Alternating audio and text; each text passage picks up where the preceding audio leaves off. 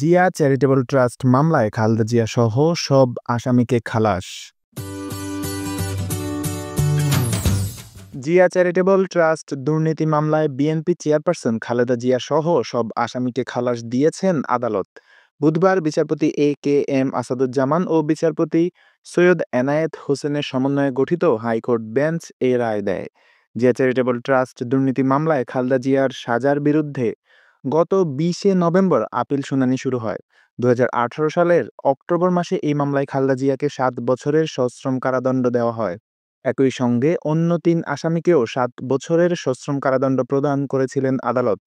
খালেদা জিয়া সহ প্রত্যেককে ১০ লাখ টাকা জরিমানা করা হয়। এছাড়া ট্রাস্টের নামে কেনা কাকরাইলে ৪২ কাঠা জমি বাজেয়াপ্ত করে তা রাষ্ট্রের অনুকূলে নেওয়ার আদেশ দেওয়া হয়।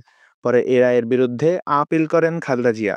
আদালতে খালেদা জিয়ার পক্ষে ছিলেন জ্যেষ্ঠ আইনজীবী Zainul Abedin, barrister Kaiser Kamal, barrister Ruhul Quddus Kajal, advocate Gazi Kamrul Islam Sajal, advocate Aminul Islam, advocate Zakir Hossain, advocate Siddiqullah Mia, advocate Maksudullah, advocate Ajmal Hossain Khokon, barrister Sanjit Siddiqui.